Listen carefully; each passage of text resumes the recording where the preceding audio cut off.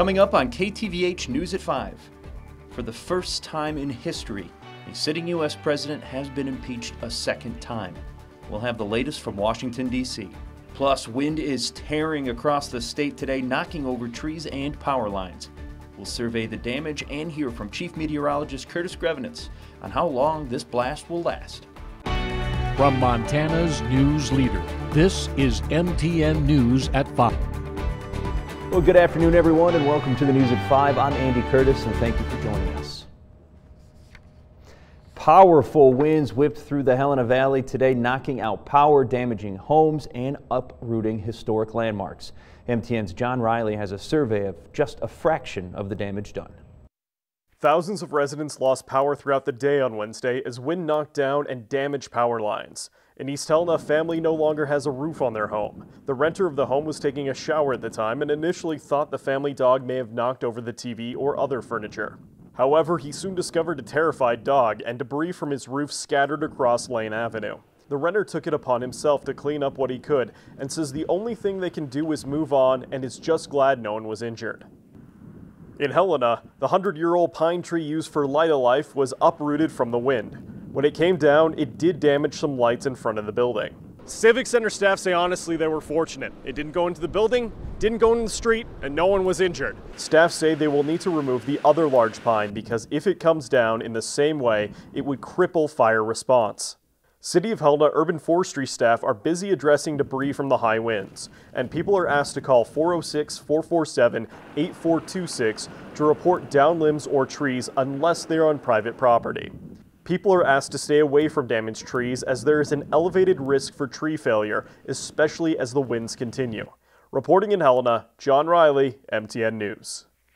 And now with more on these powerful winds, Chief Meteorologist Curtis Grevenitz. Yeah, absolutely incredible. Hurricane force gusts out there today. And there's the tree. Again, John told you, a 100-year-old tree that has survived many, many windstorms before this, knocked over here right in front of the Helena Civic Center. Looking at some of the gusts, this is some of the information that I've got. I'm sure there were some higher gusts. Deep Creek on the Rocky Mountain front, almost 90 miles per hour. Avon on the west side of the divide, 80 miles per hour. In Great Falls, 76 miles per hour. Townsend up to 72. In Helena, a peak wind gust so far of 66 miles per hour. Now, looking at the current wind gusts, starting to come down. I know it still is very windy out there and still have some gusts to 72 in Jordan and Livingston and Billings, but around Great Falls, 40 mile per hour gusts, 45 in Helena, 35 in Cut Bank. Wind speeds are coming down. However, we're still under a high wind warning until at least 9 o'clock here tonight as the wind slowly begins to die. We'll talk more about when the wind completely shuts off in the full forecast. Finally, looking beyond this wind event, finally some flakes and Arctic air is headed our way. Bundle up. I'll let you know when. Coming up. And the news continues from Washington, D.C. And for the first time in American history, a sitting U.S. president has been impeached a second time. The House of Representatives voted 232 to 197 to pass the single article of impeachment for, quote, incitement of insurrection. The vote comes 1 week after a violent mob stormed the Capitol and disrupted the counting of Electoral College votes to officially certify Democrat Joe Biden as the next president. Democrats argued that President Trump played a role in inciting the crowd, and a total of 10 Republican House members voted with their Democratic colleagues in favor of impeachment. Now, that is the most votes by a president's own party to agree to impeachment. But many Republicans stood by the president, accusing Democrats of rushing the constitutional process. It's always been about getting the president, no matter what. There was a domestic threat at the door of the Capitol, and he did nothing to stop it. Vice President Mike Pence rejected a resolution to invoke the 25th Amendment to remove President Donald Trump from office, which opened the door for the impeachment vote. The impeachment process now goes to the U.S. Senate. And Montana's only member of the U.S. House, Republican Representative Matt Rosendale, voted no. The only statement Wednesday from Rosendale on his vote came via Twitter. He said impeaching the president would only further divide the country and called the vote, quote, another episode of Democrats' disgraceful political theater. One of those Republicans who voted yes was Wyoming Representative Liz Cheney, the third highest ranking Republican in the House. Earlier on Wednesday, Rosendale blasted Cheney, saying she ignored the will of Republican voters and is unfit to lead the GOP caucus. Rosendale was elected as Montana's only U.S. House member last November and was sworn into office just 11 days ago. And back here at home, minority Democrats at the Montana legislature unveiled some of their top priority bills for the session earlier today, and those priorities focused on health care policy. State Representative Mary Cafaro of Helena said the bills fulfilled Democratic priorities of good health care, coverage, job creation, and lowering health care costs. Her bill would fine-tune an existing job training program aimed at easing a shortage in health care workers during the pandemic. State Senator Shane Morageau of Missoula has a bill requiring medical providers to give patients written cost breakdowns for non-emergency procedures. And State Representative Jessica Karjala of Billings has a bill that would limit insulin costs for diabetic patients to $35 a month. You know, we represent a major portion of the state, and I would hope that our colleagues across the aisle would recognize that and recognize the fact that their voices are just as important as everyone else's. So, you know, all of these bills, they cost little or nothing to the taxpayer. They help our economy, and they lower costs for Montanans. Republican Governor Greg Gianforte also has talked about supporting bills that would stop surprise medical billings. The Democratic-sponsored bills have yet to be introduced at the 2021 session. Governor Greg Gianforte announced that as of Friday, he will lift statewide restrictions on capacity and operating hours for businesses like bars and restaurants. He made the change as part of a major revision of Montana's COVID-19 directives. However, Gianforte's actions do not change the situation in counties where health boards have adopted their own restrictions on hours or capacity. Gianforte said his goal was to make the state directives clearer and easier to implement. He said after consulting with health leaders and businesses, he felt the capacity and hours regulations weren't necessary. The new directive says businesses should create COVID policies based on industry best practices. We can reduce the burden on our small business owners while simultaneously protecting the health of Montana workers and customers. These two are not mutually exclusive. Gianforte also repealed the state's specific limit on the size of gatherings. The new directive says public events should be managed in a way that meets CDC guidelines. And 609 new COVID-19 cases were reported today, bringing the total number of active cases to just under 5,000.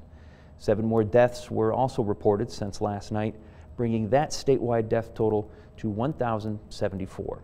Active hospitalizations rose from yesterday and are now just under 200. Now, MTN does use a combination of state and local data to provide you with the most up-to-date numbers regarding COVID-19 across our state. And because of that, our numbers may differ from the state's. And the primary application deadline has passed, and 25 people have applied to become the next superintendent of Helena Public Schools. School Board Chair Luke Muscovich says the district search consultants are searching the candidates now, and they will recommend a group of semifinalists later this month. After the board approves that list, they will release the semifinalists' names and schedule interviews. Muscovich says the board will then choose finalists. They hope to set up a second interview with each finalist and give students, families, staff, and the community opportunities to talk to them. Tyler Ream is stepping down as Helena superintendent in June after 3 years. And when we come back, Chief Meteorologist Curtis Grevenitz will have a complete check of your forecast. And later, we'll tell you how the pandemic is continuing to make its impact felt on the local hotel industry. Tracker weather starts now with Chief Meteorologist Curtis Grevenitz. All right, welcome back, everybody. Some updated wind gust reports here. Take a look at that. Mount Sentinel, where is that? Just east of East Missoula, 125 miles per hour.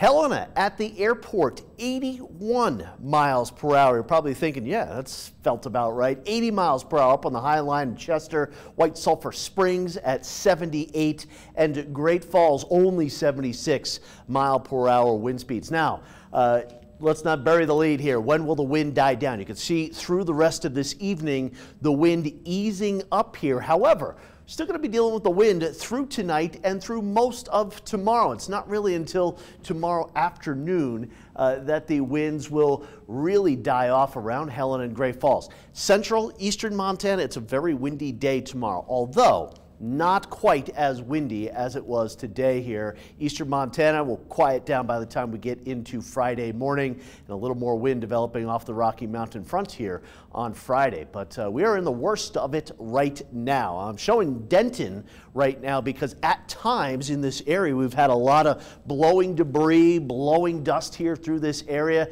Not the best conditions to be out on the roads. Around Hayes, there is not some haze, but we've got some blowing dust and debris and also a few raindrops mixed with some snowflakes. Great Falls right now, 37 degrees. Sustained winds, 29 miles per hour. Gusts only 40 miles per hour. So the wind is already starting to come down. In Helena, 38 degrees, still have some gusts to 45 miles per hour. I haven't heard the roof here at the station shake within the last half hour or so. So things beginning to ease up here. Havre, Livingston, their automatic reporting stations may be impacted by the very powerful winds, but temperatures will continue to drop here through the evening. Sustained winds between 20 and 40, almost 50 miles per hour in Billings. And again, the wind gusts, the peak wind speeds, up to about 72 miles per hour in Jordan, 56 miles per hour in Lewistown. But we're starting to see the peak winds down into the 30s and the 40s in the northwestern part of the state. Road conditions, again, a lot of visibility reduced because of the blowing dust. Tough to drive today, Interstate 15. Every one of those little markers right there, that is a tractor trailer that is knocked over here. If you're planning on driving the rest of this evening, I think it's best to stay home. And at times today, Highway 87 in between Great Falls and Fort Benton, and also in between Great Falls and Belt closed because of the powerful winds. Check the Montana Department of Transportation website here if you can before heading out. Yeah, even a little snow now affecting parts of the High Line up there around Shelby through Chester. Havre, a little mix of some rain and snow. Great Falls, that snow is just off towards your north. This storm wasn't really much about the precipitation, although we had some rain and rainbows earlier today here. It's more about the wind and a high wind warning for still a lot of Montana, Wyoming, the Dakotas into Colorado, Nebraska, and Kansas here. This is a major wind event for a lot of the United States. So for the rest of tonight, still a few snow showers. Again, getting colder and very uncomfortable outside. The wind will slowly ease back here. It's like you're letting off the gas ever so slowly through the overnight into tomorrow. Tomorrow it's a mostly sunny day. Strong winds central and eastern Montana, but even that wind will begin to die down as we get into later Thursday night into Friday morning. And then heading into Friday, we'll have clouds increasing, and by late in the day, a couple of snow showers, maybe mixed with a few raindrops out there over the lower elevations, but a little system coming through. Snow tonight into tomorrow, mainly up into the higher terrain, but again, where we've got that persistent snow band right across the north central part of the state, may see a little coating right there. Here's the forecast for tonight. Colder, wind slowly easing down, but it will not completely calm down until we get into later in the day on Thursday. A couple of snow showers scattered about, temperatures dropping into the 20s. And here's the forecast for tomorrow. Still a pretty windy day for a lot of the state, but nothing like what we're dealing with out there right now. Temperatures into the 30s for the most part, so kind of a chilly day with mostly sunny skies. Here is the 7-day forecast. Still can't believe that tree at the Civic Center here. Some snow showers Friday. Then again, a little more accumulation of snow Sunday into Martin Luther King Jr. Day on Monday. And for Great Falls, windy day tomorrow. Not as bad as today. Friday, a little breezy. Some snow likely, though, Sunday night into Monday. Well, the pandemic continues to make its impact felt on the local hotel industry. 2 hotels in Great Falls are now temporarily closed due to a lack of business. But as MTN's Coulter Anstad explains, local economic development and tourism organizations say this doesn't mean the sky is falling. Plywood covers the first floor windows at the Wingate by Wyndham Hotel in Great Falls, and metal fencing is blocking off the parking lot. This quarter is going to be very difficult. Great Falls Development Authority CEO Brett Doney says the first quarter of 2021 is the most concerning of all since the pandemic began. That's why the Development Authority is doing everything it can to help businesses. One is working with businesses to help them adapt to the ever-changing economy and pandemic environment. The second thing we're doing is to help every new startup and real estate project and what have you get going. Also helping is the area's outdoor recreation opportunities, which he says may attract people to the area as they hesitate to go to more crowded places like theme parks. Still, Visit Great Falls, Montana Tourism Executive Director Rebecca Ingham says the temporary hotel closures highlight how tourism continues to suffer. Very, very concerned about what the next 3 to 6 to 18 months are going to look like and how our industry can sustain that. All hope is not lost, though. The industry will recover. It's just at what point. In Great Falls, Colter Radstadt, MTN News. Well, maybe you've seen the new chain in Helena, and coming up next on the news at 5, we'll check out Slim Chickens to see why the company chose the capital city and how they are determined to keep growing. From Montana's news leader, you're watching MTN News at 5. Welcome back, everyone. As we all know, the pandemic has forced many businesses to reevaluate their plans. And that's true from mom and pop shops all the way up to growing chains. MTN's Sam Hoyle takes us inside a new Helena restaurant that just opened its first Montana location and tells us why the company chose the capital city and how they are determined to keep growing. Pandemic, many businesses are being forced to take steps backwards. However, the Slim Chickens brand is taking a step forward, building its first branch here in the state of Montana, right here in Helena. And Martin Smith, Director of Ops for Slim Chickens, said the reason why they built this location here in Helena is because they felt like they could have success. So let's go take a look inside. Inside the Slim Chickens location in Helena looks obviously different due to the COVID-19 pandemic, but as Martin Smith, the Director of Operations for the Slim Chickens brand in the Preferred Restaurant Group, told MTN, they have no intentions of letting COVID-19 slow down their expansion to hopefully 600 Slim Chickens restaurants across the next 10 years. I think our biggest focus is just trying not to let COVID slow us down. I think that we have a plan for our future, and we would love to get Slim Chickens going across all of North Dakota and Montana. And just finding a way to not let COVID slow that down and continuing with our plans. The building the Slim Chickens took over was formerly a Taco John's, also a part of the Preferred Restaurant Group, and Smith said PRG chose to move forward with the introduction of the new brand because they thought it would do well in Montana. We thought that Slim Chickens would do very well in Helena, especially Montana.